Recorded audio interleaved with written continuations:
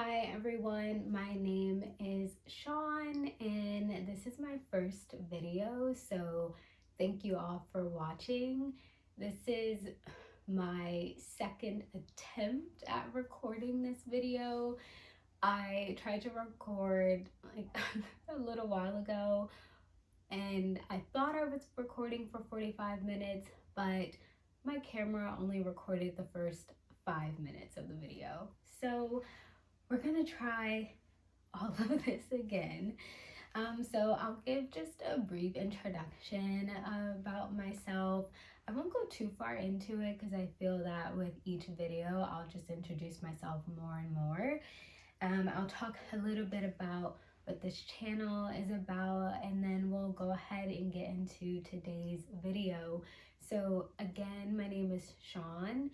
I am a healing arts practitioner, so I am a sound healer, a breathwork facilitator, a yoga nidra facilitator, an energy healer, and I do other mindfulness healing arts related things. In terms of fiber arts, I am a knitter, I am a crocheter, I do embroidery, I sew. I feel like I do other things that I can't remember. But most recently, I've started spinning, and spinning is like what this video will be about today. But for my channel, I just wanted to create a space where I can talk about healing arts and fiber arts, the two things that I love so much and that mean a lot to me. So my videos will rotate between healing arts, so I might do sound baths, some yoga nidra, and then I'll have fiber art videos. Most of my fiber art videos will center around spinning and just talking about fiber in general because I am currently obsessed with learning about fiber and just documenting and sharing with everyone my spinning journey. So if those seem like things you're interested in, I will have videos about all of those great things. So we'll go ahead and get into today's video. So I'm going to talk about my spinning journey, how I started, my experience thus far.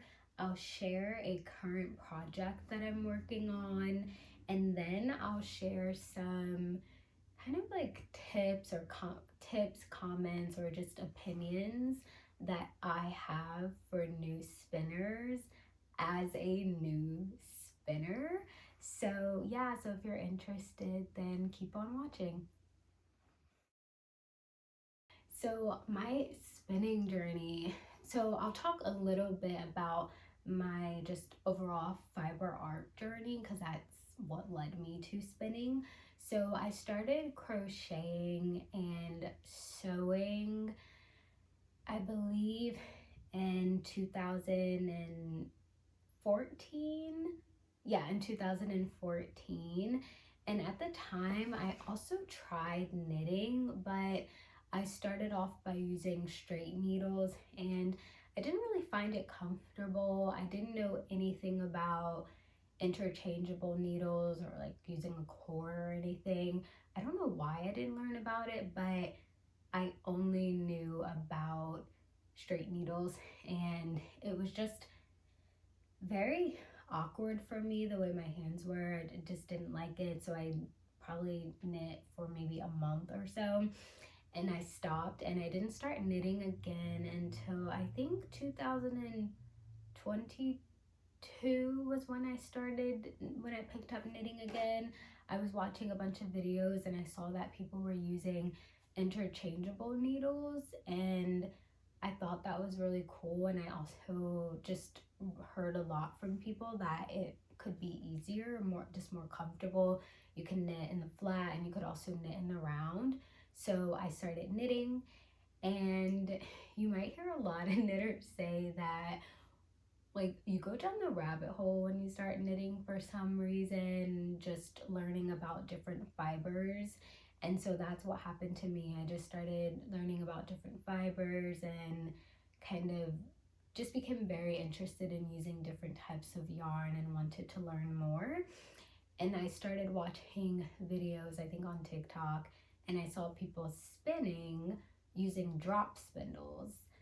At the time, I was not interested in using a drop spindle. Now I'm very interested in using a drop spindle. I have not used one yet, but that's like my next journey. But yeah, going back. So at the time I saw drop spindles, I wasn't that interested.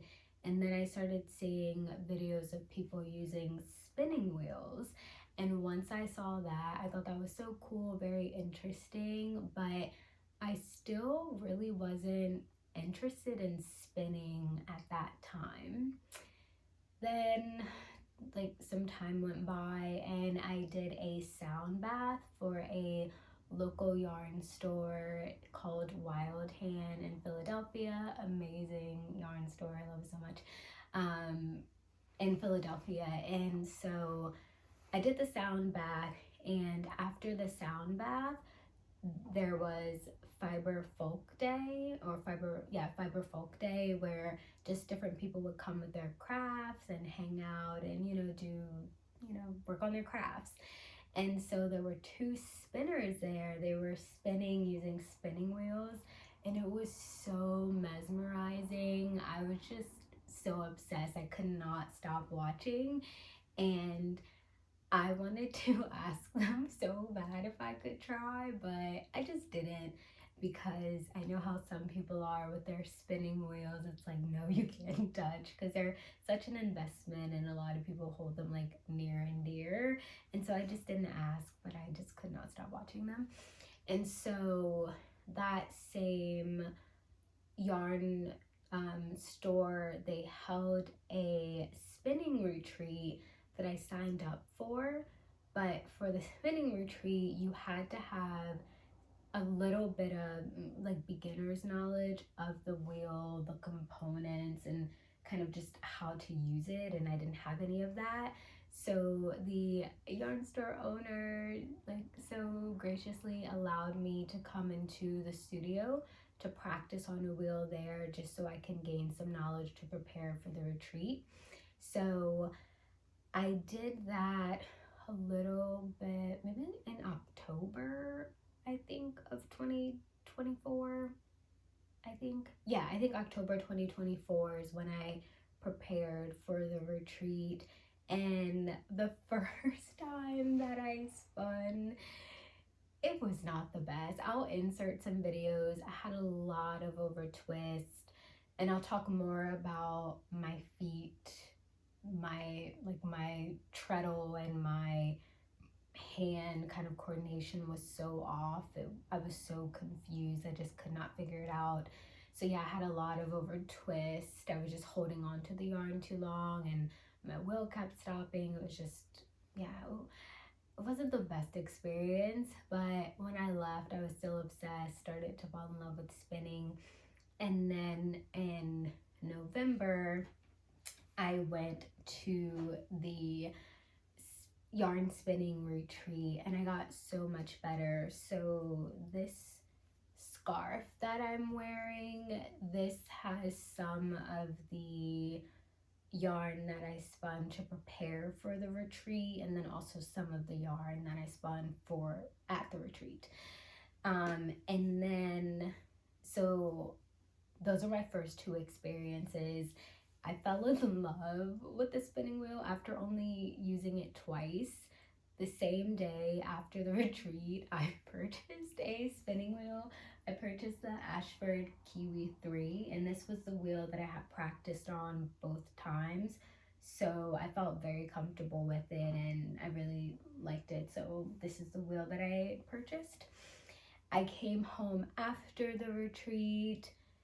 Once I got my wheel, I think I got my wheel maybe 3 weeks or so after the retreat. And when I came home from the retreat, I left with a bunch of fiber because there was so much left over. So once I got my wheel, I just started practice spinning. There was no sort of like rhyme or reason to why I picked these colors. I just picked a bunch of different colors to practice spinning with. And I did get much better. at home, but you can still see that I have a very unbalanced spin. So you see how this is very thin. So an unbalanced spin is just a spin that has many different weights. And so this is very thin, but then this is very thick, and that is the theme throughout this yarn. But yeah, I was still really happy, and I'm still happy with it. I haven't used it yet. I might pick up some stitches on my scarf and add it just to make it a little bit longer, thicker. And then my, I guess, third spin, I'll probably stop counting because I know I'm going to lose count somewhere, but my third spin was this Targhee. I've heard some people say Targhee, but I say Targhee, so if anyone knows, please correct me if I'm wrong. But this Targhee that I got from Little Fiber Co. from Wild Hand. This is not the packaging for it, but this is another one that I got, but it's the same brand. And so this spin, oh my gosh, Targhee is so beautiful to spin with. It was such an easy spin in terms of drafting. However, I still did have an unbalanced spin because I was still learning, but it's still much better than my first few spins. You can see this is thin and then that gets thick, but I still did do, really good. And I recorded it in my fiber journal. I'll make a video later talking more about my fiber journal and just what I put in it. But Targhee has high crimp. I'm still learning about that, but essentially I think from my understanding is that it kind of makes for an easier spin, and it's very soft. The staple length is 3 to 5 inches, so that's like a dream. But yeah, I really enjoyed spinning this, and I'll insert a photo of it in hank form because you can't really see. I just put it in a yarn ball. And then after that, this is merino. So this is the merino, and in terms of my balance, I had more of a balance spin for the merino. However, I don't really enjoy spinning merino. I think I want to try it a little bit more, maybe try some different I don't know, some different brands or something, but spinning merino is a bit difficult. I've learned that it's best to have your tension low, and for me, it is best that I treadle very slow because when I was treadling fast, it was so hard to draft. It felt like the fiber was just being ripped from my hands and straight into the orifice. So yeah, I definitely want to give this another try, but in terms of my overall spin, I definitely think that it is much more balanced than, say, the first one, if you can kind of see that. And then my next spin, so I'll insert a photo of the next two hanks that I'm going to talk about because I don't have them with me because I've already incorporated them into the project that I'm going to share with you all. But my next spin was American Rambouillet, and I'm looking down because I have notes and stuff, but was American Rambouillet from Little Fiber Company, the Show Bunny colorway, which was such a beautiful spin. Rambouillet is just like Targhee. It's such a dream to spin with. I love it. It was amazing. It's very, very squishy, very fun to spin. And this hank was my first 2-ply, which I didn't think that I was going to really like plying because I love the way a single looks, but I plied for the show bunny hank that I did, and it was, applying is so calming. Like, it's so relaxing. You just feed your 2 bobbins into the orifice, and it's just so relaxing. I love it so much. And that was really good. And then my next one that I did, so again, I don't have that, I have to insert a photo, but altogether I had 3 Rambouillet braids of different colorways. So the show bunny, then I had this one, this really pretty color, has like hints of burnt orange, kind of like brown in there, it's really nice. And then this other one, more like a blush color, very nice. And so what I did was I split the braid for both of these, and one half of the braid I applied these 2 colors together.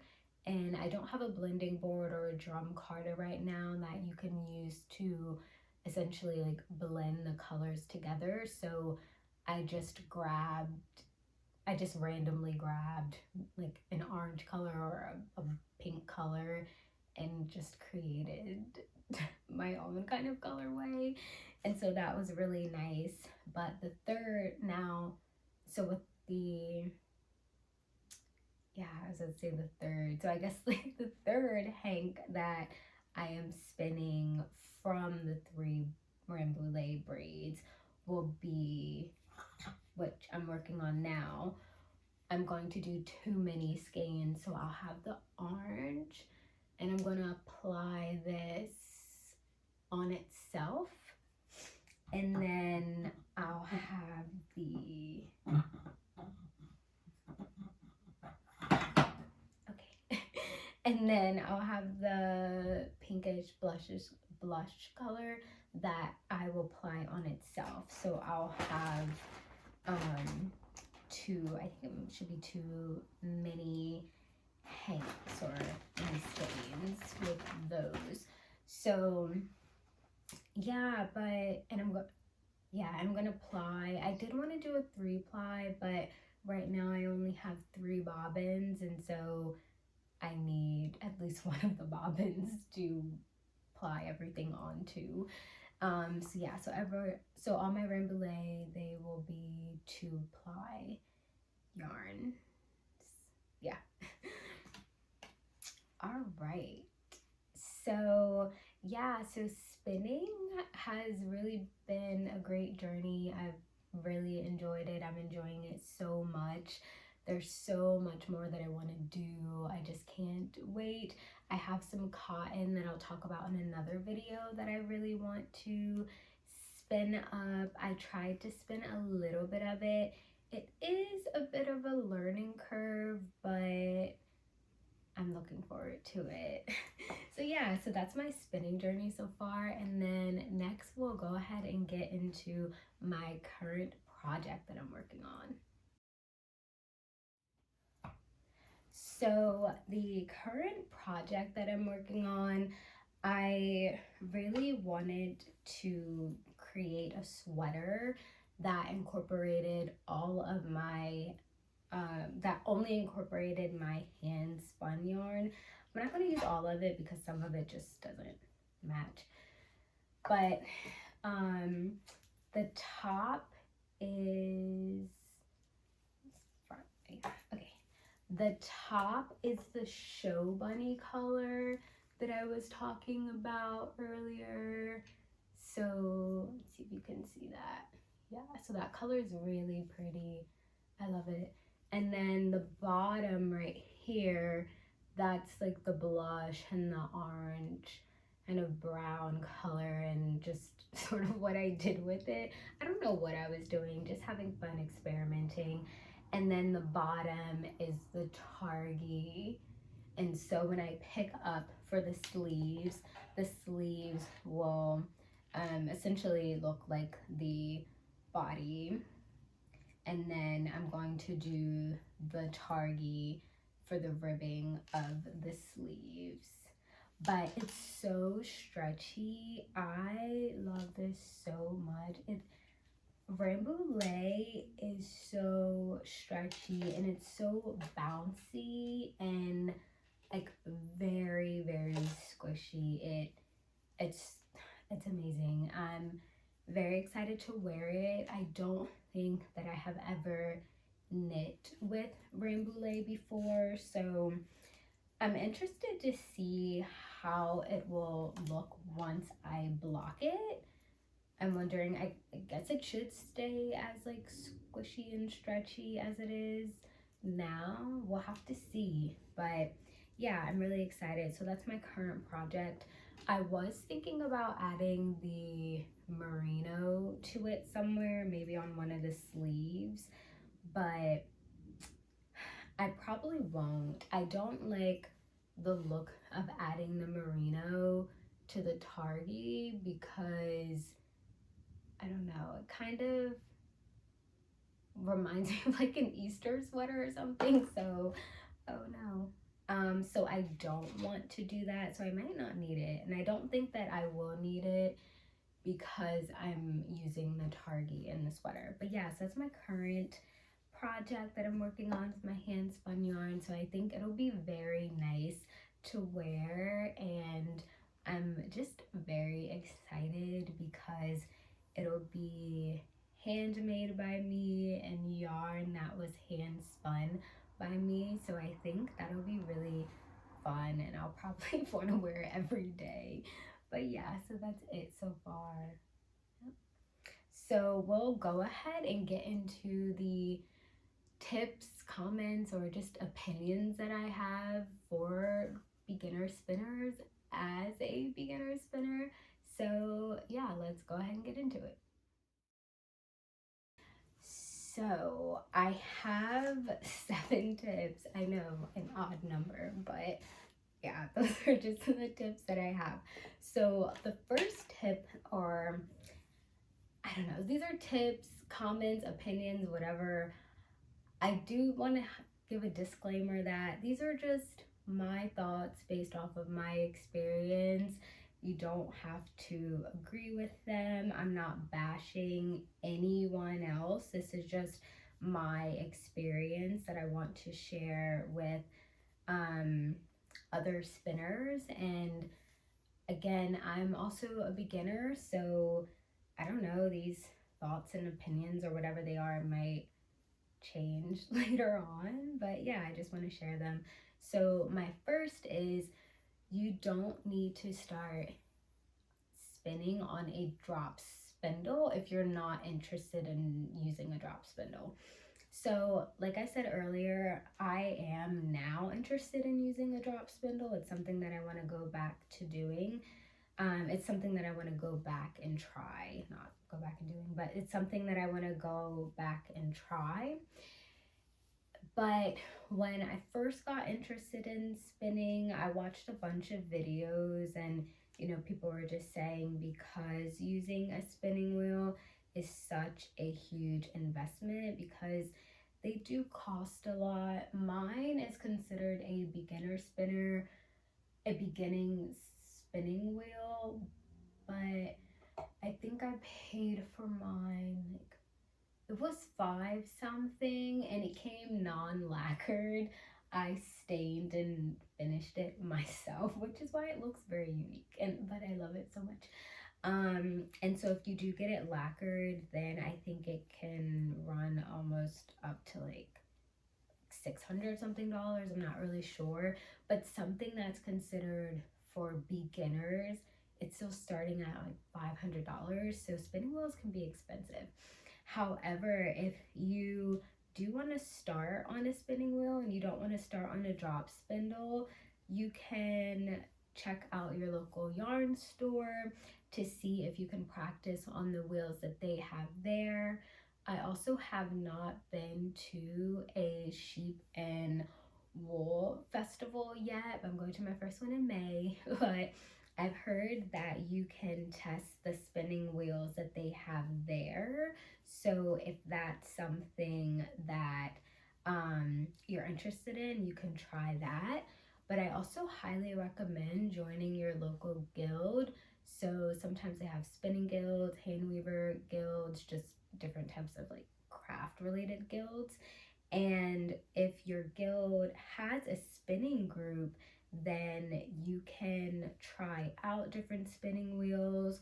You can also rent out some spinning wheels, and you can take them home to practice and to use them.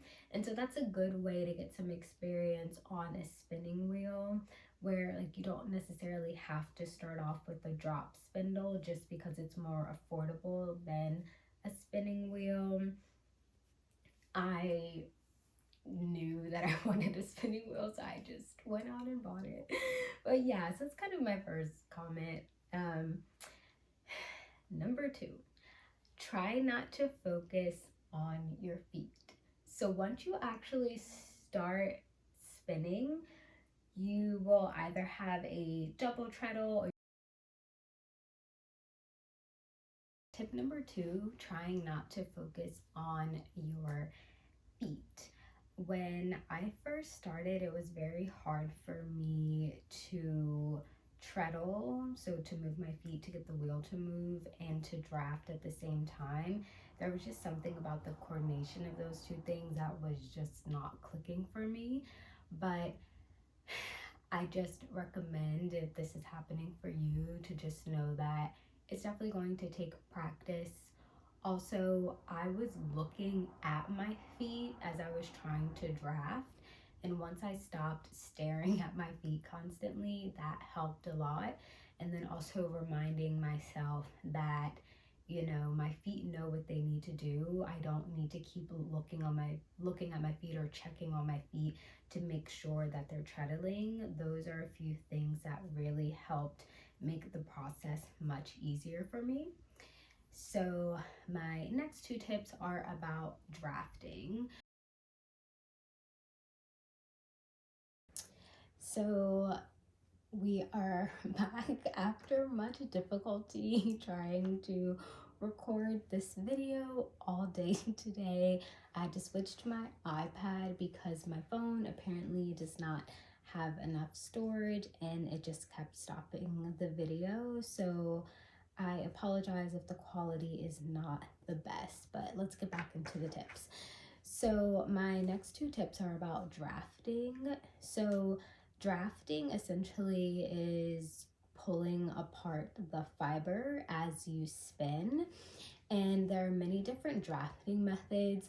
There are some drafting methods that are specific to the type of preparation you're doing. So if you're doing a worsted preparation or a woolen preparation, I don't know if you necessarily are required to do the specific types of drafting for those preparations. That's something I'm still learning, but I'm not specifically talking about that. I'm just talking about when you're just drafting in general and you're just spinning, you know, without a specific end goal in mind. I think that drafting in a way that is most comfortable for you is key. So when I first started drafting like this, so drafting would be, let's say if I was spinning, I usually do a short backwards draw. So I go like that, and then I slide those front fingers back, and then I do that. Some people do a short forward draw, which is like inching the fiber forward. After my first practice with spinning, I went home to prepare for the retreat even more by doing some research. And I watched a lot of videos that said a short forward draw is basically like one of the easier forms of drafting for beginners. However, when I went to the retreat and I tried to do a short forward draw, it gave me a lot of pain right here, like my thumb, and then right there from just pinching the fiber forward. Now, this goes into my fourth tip. I'm not there yet, but one reason why I had a lot of that pain was because I didn't pre-draft, and again, I'll talk about that. But I think it's really important to just figure out what drafting method works for you, whether it's short forward draw, long short forward draw, short forward back draw, a long draw. I think there might be more, and hopefully I said all those correct, but just playing around and figuring out what works for you and really paying attention to what feels comfortable for your hands. So my next tip or comment or opinion, whatever, is about pre-drafting. So pre-drafting would be this, me taking the fiber and drafting it out like that, even drafting it this way and, like that, and being more gentle. So doing all of that before I spin so that it's easier to draft while spinning. There's controversy over that in the spinning community. I'm not really sure. Piece of fiber everywhere. I'm not really sure why. I've heard some people say it's like cheating. And then I think if you have fiber that has been dyed where you have specific colors, where you can see like the separation in colors or something, I guess drafting too much can mess up the colors. I'm not really sure, but I definitely recommend pre-drafting when you have fiber that's very compacted and is hard to draft while you're spinning. And then I don't think you need to do it with every fiber, but just figuring out what works for you. There's nothing wrong with pre-drafting in my opinion. So my final 3 tips are related to your physical health, which are all extremely important. So for me, my hope is to be able to spin, knit, crochet, all of these wonderful things for the rest of my life. And you really want to make sure that your body is in the best condition possible. So my first tip, recommendation, whatever, is being mindful of your posture when you're spinning. When I first started spinning, for some reason, I'm right-handed, so I draft with my right hand. My arm was up like this a lot, and even just going like this now, I can feel how tight my muscles are. And then my other hand was like this, so basically I was like spinning like this, and I don't know why. It was very uncomfortable. I had back pain. So I recommend just being aware of your posture. And for me now, I rest my arms low. I'm able to just keep my arms low as I draft. My arms aren't like up here. I'm not causing a lot of tension in my neck. Also, sitting in a chair that is very comfortable, that has back support, is extremely important. And then being mindful of how you're placing your legs. I'm rather like petite, I'm kind of short, but for some reason I have really long legs. And so it works for me if I have my legs a bit slanted, because if my legs are straight, then I have a lot of pain in my knees. And so, just figuring out the posture that works for you, and then also remembering that it might change. I took my wheel to my mom's house to do some spinning one day, and my posture was very different from, how it is when I spin when I'm home, because I was sitting in on a stool or something, I think. And so my posture was just different, and I really had to get used to working with my wheel. It felt very strange, but yeah. So the next one is stretching, and I'll make a video of just some of the stretches that I do while I'm spinning. I stretch my hands, I stretch my neck, I stretch my arms, I do some twist on my body. I stretch my legs out, and I find that it really helps a lot. And it helps a lot so that I'm able to do, these crafts for a long time.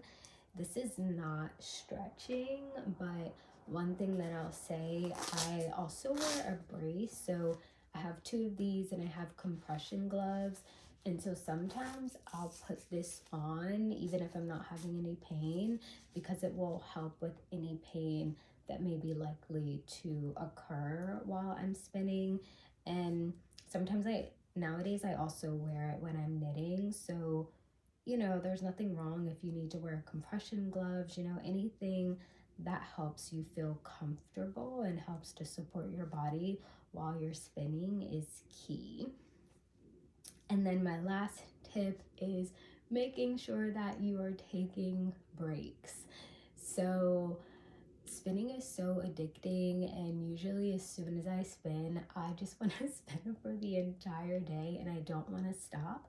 But you know, it's important to stretch your legs, move your hands, just, you know, stop since you're doing something so repetitive.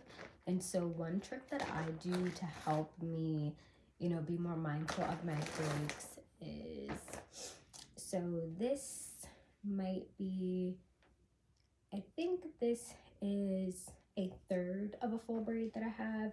And so usually what I will do is, if I know I need to take breaks, I'll separate the fiber like this, and then I'll go like this, like that. And then I'll tell myself, spin this piece, take a break, stretch your hands, walk around, do something else, then come back and spin a second piece. And I keep my fiber that I'm actively working on in a cupboard that I have in my living room. And so I tuck the rest of the fiber away so I can't see it, so I'm not tempted to just grab it and keep spinning. So that's something that I do to help me with taking breaks. So yeah, so those are just like, those are my tips. I'll run through them quickly again. So we have, if you are interested in spinning on a spinning wheel, in my opinion, test some spinning wheels out. You do not need to start with the drop spindle if you are specifically interested in spinning on a spinning wheel. Second, once you actually start spinning, try not to focus on your feet so much. If this is something that's happening for you, if you are struggling with that coordination of treadling and then drafting at the same time, just try not to focus on your feet. And then we have drafting. So we have draft in a way that feels comfortable for you. Again, there are many different ways, try them out. And then also pre-drafting. There's nothing wrong with pre-drafting, so don't be afraid to pull your fiber apart at the beginning before you start spinning if that's something you need to do.